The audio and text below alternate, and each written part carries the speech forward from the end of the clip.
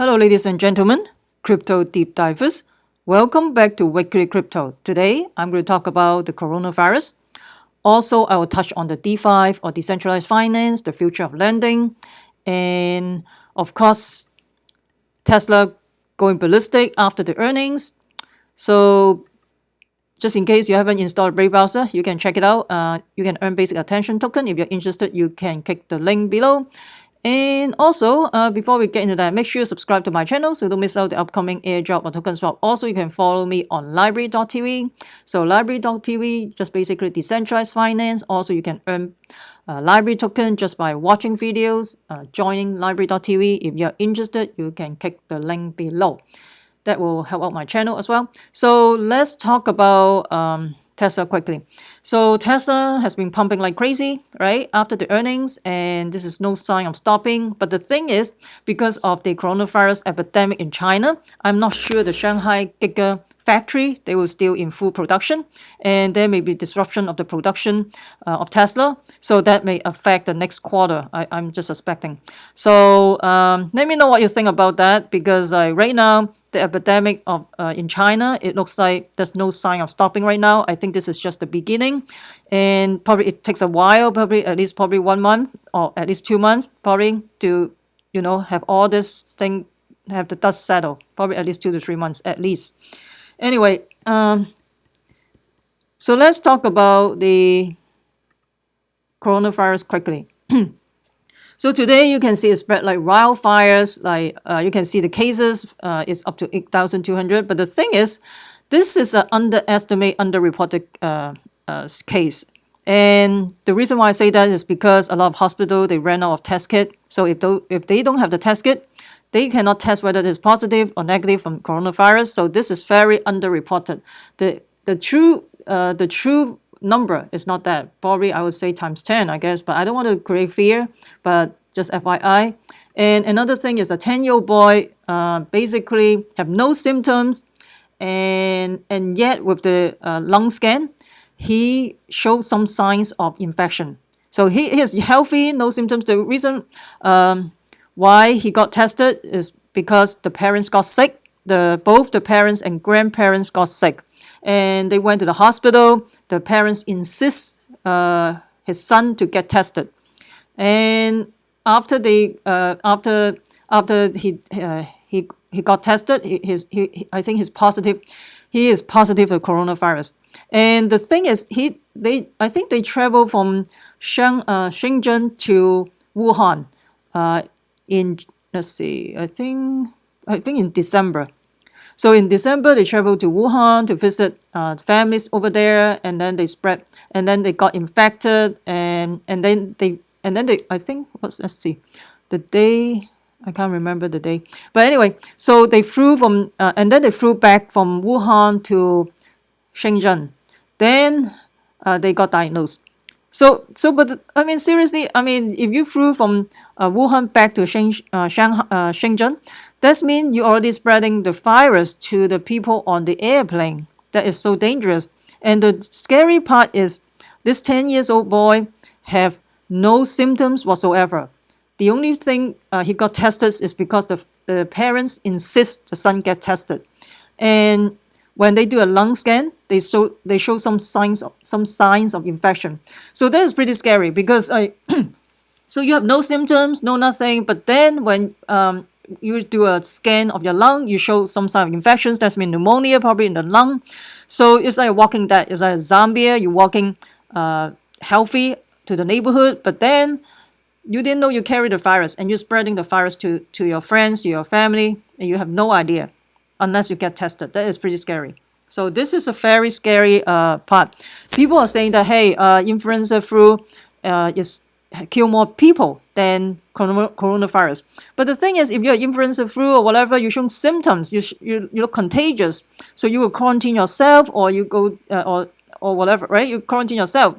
Then you know that you're sick, right? Then you go to the hospital, you seek help. But now it doesn't show any symptoms, and then you already have pneumonia already, seriously.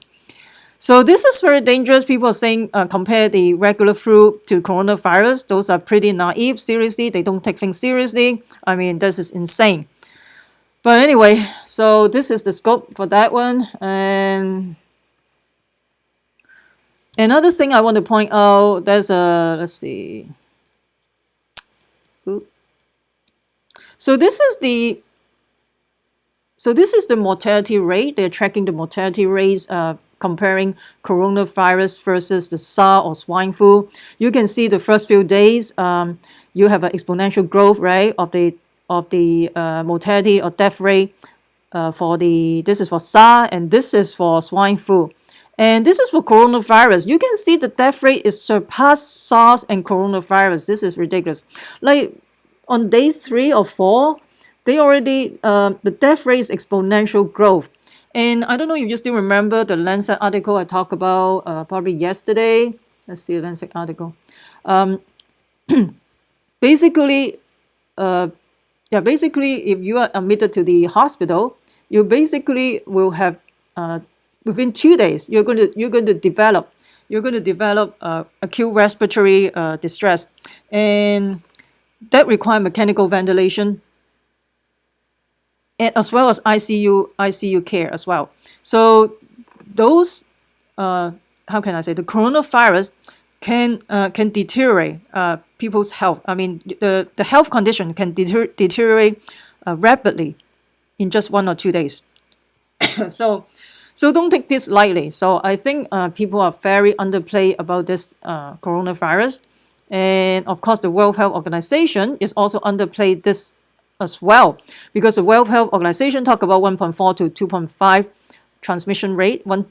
But the thing, and then they talk about the mortality rate is 2 to 3%, which is very downplayed. And actually, the real reproduction rate, that means transmission ratio to another person, which is 3 to 6. And here the mortality rate is 6 to 10%. But if based on the University of Florida, they publish an epidemiology model is 1 to 4 ratio. One person can potentially transmit to 4 people. But then that is only based on air travel only. So right now, I'm not surprised the World Health Organization downplayed all this, is because the chief of the World Health Organization is from Ethiopia. People are speculating that because Chinese government invests a lot of money in Ethiopia, so that's why he is pretty soft on these issues. As well as in World Health Organization, there may be doctors working there, but a lot of them may not be doctors or medical professional, and they're not frontline medical professionals, so they have no idea. They are probably administrator. They probably used to be work as a probably head of the health ministry or stuff like that, and they probably have some type of administration background instead of a frontline medical professional. They probably downplay all these things, and this is also very political. So, and I'm suspecting the World Health Organization, they're going to announce the global pandemic very soon. And actually, I talked about that in 2 days ago, because I keep on talking about very political. At the time, I don't want to say too much, but right now it's getting out of hand. So I think they are just want to downplay everything seriously. So another thing I want to point out is the economy. In terms of the global economy, back in 2003 in SARS, in terms of global manufacturing value added in the global economy is not that high compared to right now. China has a higher presence in terms of the global economy. So if China go down, that will affect the global economy as well. And this is US and this is Japan. So the GDP is going to go down for sure, but I don't know. But the thing is, if a lot of foreign companies invest in China, that will take a hit as well. And you can see there's a big fight in a Chinese construction site for the hospital they were supposed to build in 6 days. And there are concerns that it will pollute the city because the water is being built, the city's water as it is being built is too close to the waterhead. So the thing is, you're under a communist totalitarian regime. They can do whatever they want. They don't care about the people. They only care the communists maintain power.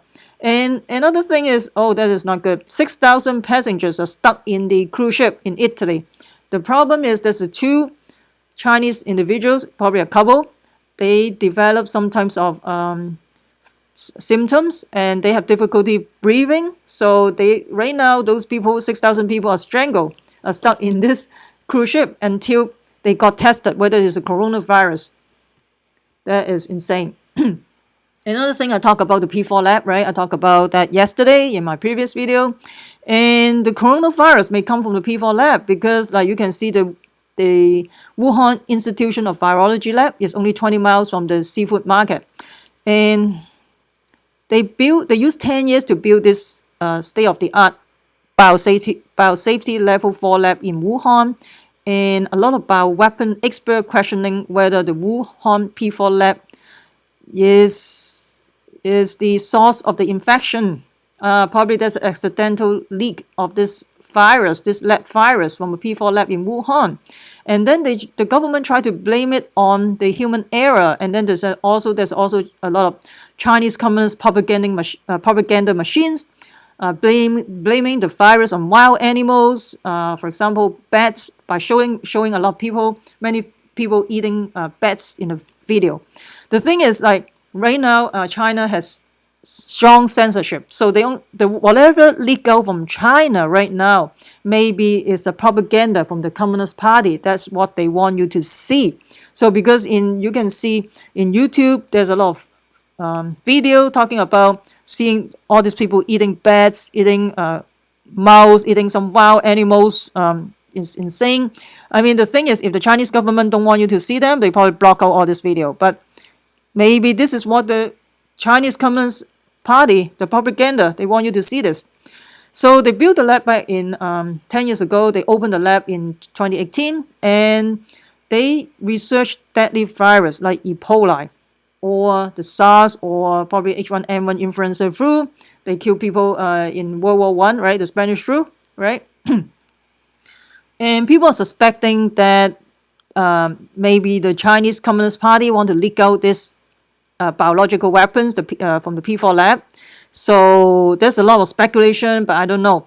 And the thing is, the Chinese government basically deliberately abandoned the resident, the patients, medical staff at the epicenter without providing food, medical supplies, or protective gear. And also a lot of frontline medical doctors in Wuhan got infected. And I think right now in Hong Kong, there's 2 doctors also got infected, a suspected case for Wuhan because they treat some Wuhan patients in Hong Kong. And I think the medical community in Hong Kong, they told the government a week ago, if you are not going to shut down the border, they're going to go on strike because they know that the healthcare system in Hong Kong is already over 100% capacity just for regular flu. And all these people coming from China, they have no way can handling all this coronavirus. That is going to have an outbreak down in the small island of Hong Kong. Seriously. And another thing is, I think the Chinese government, they have not done a lot to reduce the spread of disease. And then basically they just want to lock down the villages, sending the People Liberation Army just to prevent people from escaping. I think there's a lot of reason. Maybe this is from the P4 lab, and they refuse CDC help. They refuse aid from World Health Organization earlier, but during the outbreak. But I think lately they got some help they finally received aid from World Health Organization. So there's a lot of suspicion that this may be leaking out from the P4 lab. So I'm not surprised. Another thing is there's a confirmed case from human to human transmission in Europe. So the German guy got the virus from his colleague, which has come from Shanghai. They attend a company training event in Germany. And the person, I mean, the colleague is from Shanghai, right? But the problem is the parent is from Wuhan visiting her. And then she got infected. And then she transmitted to the coworker, the colleague in Germany.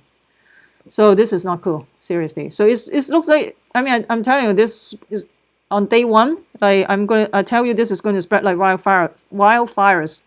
So I already tell everybody. Actually, Actually, during Christmas, I already very cautious about that as well. But at the time, I don't want to create fear, so I didn't say anything. But like right before the Chinese New Year, I already tell everybody in my close family, tell them to be very careful, be vigilant. This thing is going to be big, and all that. And okay, so maybe I talk about the future of DeFi in the next video. This video is getting too long.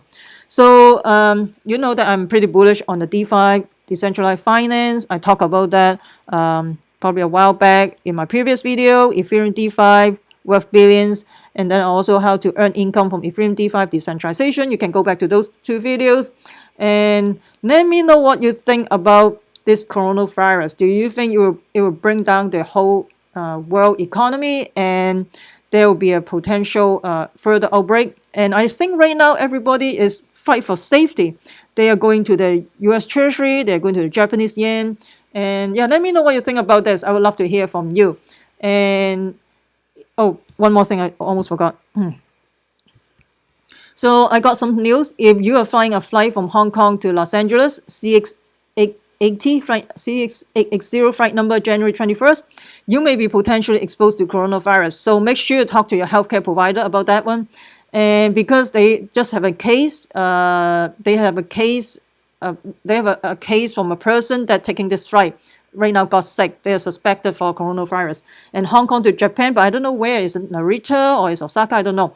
But the flight number is CX-500, January 19. If you're on that flight, make sure you talk to your health officials about that. All right. So stay safe. Just don't panic. Okay. Just have a plan. And yeah. So I think the best prevention is to wash your hand. And if you're in a crowded area, wear a mask. And I know there's some shortage in masks. And also your immune system, take care of your body first, right? Enough sleep, basic hygiene, and vitamin D, vitamin C, and what else?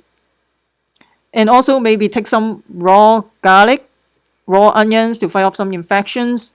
That's all you can do for now because there's no cure, there's no drugs to kill the no, this is not H1N1. This is coronavirus. There's no drug to kill the coronavirus. Okay. All right.